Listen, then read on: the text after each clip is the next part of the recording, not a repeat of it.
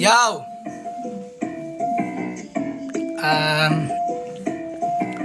Lintik mati ka, abuting ka. Pag ginamitan na kita, hindi lang utak ang ginagamit. Kumbaga, mas na naisin mo na lang manahimik. Kasama kasingit, o baka naman makitig pa. Mayabungin, maigi ang sarili. Para di man sabi na wala ka namang ibubuga sa kanila. Kasi kala ng iba di mo ginagalawan. Nung ginalawan mo na puro na ako da. Panay papo na, di na nag-iba. Sila-sila na nga lang nagilan pa pababa.